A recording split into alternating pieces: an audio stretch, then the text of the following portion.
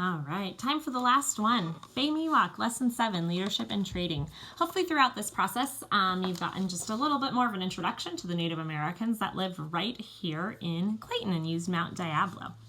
Not just that, but hopefully you understand just more about Native cultures and how different the natives lived than we do today.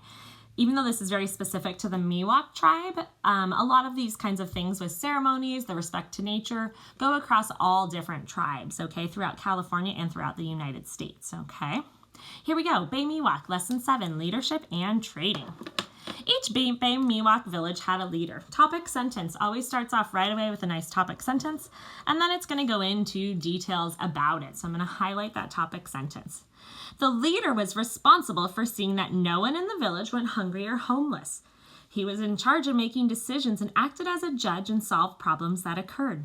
He decided when the time was right for villagers to leave their village to gather acorns and when to have feasts. The leader was known to take a leading part in war and participated in hunting and the making of tools like the rest of the men in the village. This is pretty cool. So definitely kind of similar actually to the responsibilities of a leader that we would have today, okay? In charge of making decisions, acting as a judge, solving problems, okay? Deciding when things are going to happen, and also being a role model though and participating in the hunts and things like that, okay? I'm going to go ahead and highlight, if I were to pick the most important here, I think I'm going to go with he was in charge of making decisions and acted as a judge and solved problems that occurred. But really, this whole paragraph is kind of just mainly just supporting details that support the main idea of the leader and what their role was. The position of the leader was usually passed down from father to son. The leader's children had to marry someone from another village. This made sure that there would be relatives in many places so there wouldn't be any wars. Pretty smart theory, actually, because then they can all make sure that they get along, okay?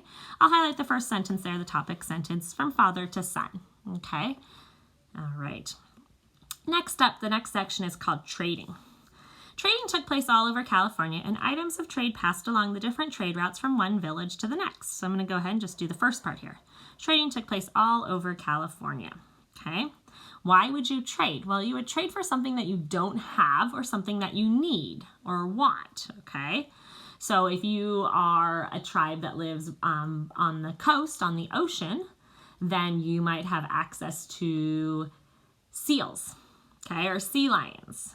And you might want to sell those to a tribe that lives in the Central Valley, while the Central Valley Indians might have more a specific type of fruits and vegetables that they can find on their plants and their trees there from gathering, not from necessarily growing the crops, but just from gathering the crops that naturally grow on the trees. They're going to want to trade. So hopefully I did an example there to give you an idea of what we're talking about, okay?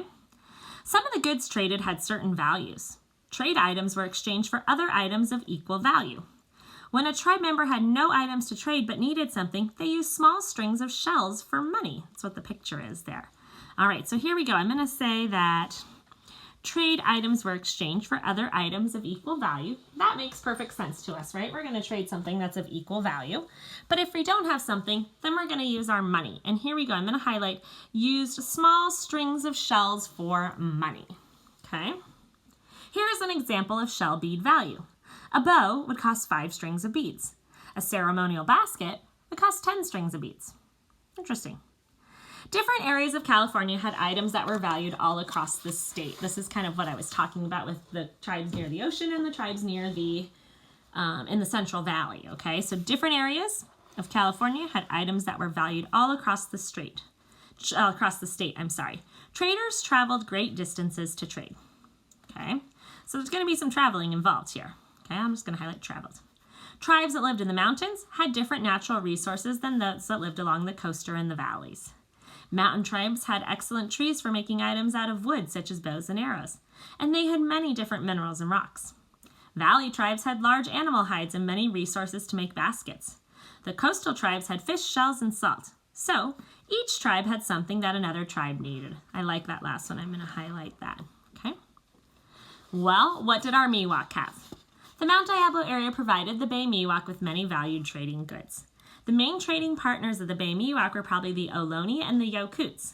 They traded animal hides, baskets, bows and arrows, mortars and pestles for other things they needed, like Ohlone mussels, abalone shells, salt, cinnabar, and dried abalone.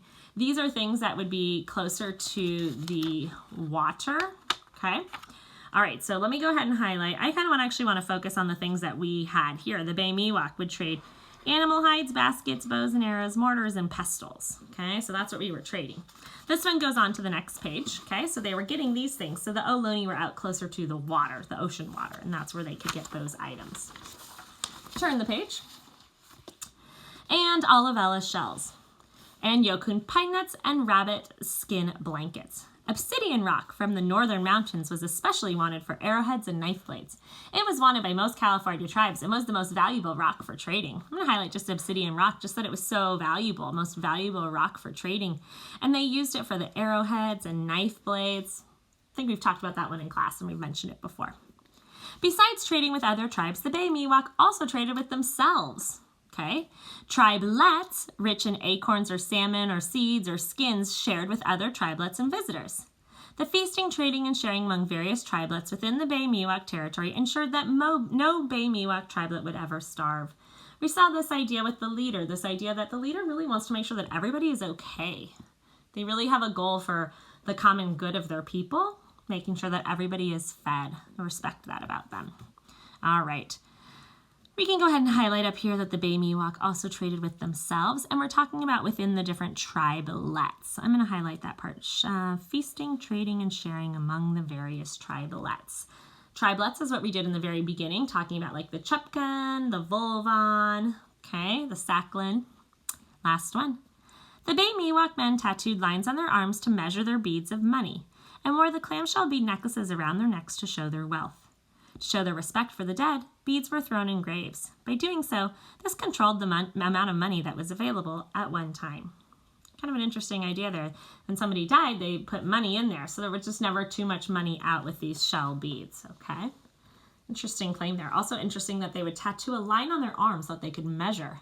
How many beads is that? How much is that going to be worth? And then I like the idea of wearing them as necklaces. I think we see that today with celebrities and stuff wearing their bling around their necks, okay? Taking a look at today's activity. This one's a little bit different. This is actually one that I like to do in class. It's really fun because I actually have you guys go around and trade different items, okay? So take a look at the directions. What you're gonna wanna do is just basically try and come up with some items that you'd wanna trade and what you're gonna trade them for. Okay, so maybe you think like, so you're going to pretend you're a member of the Bay Miwok tribe. You're traveling to trade with other tribes. You're going to choose 5 items to bring with you. Okay, and then you're going to bring 10 strings of bead shells. All right, so 5 items that you're going to bring with you. So maybe you're going to go back to this page and see what it was that they traded. Okay, and maybe you're going to bring 1 basket. Okay.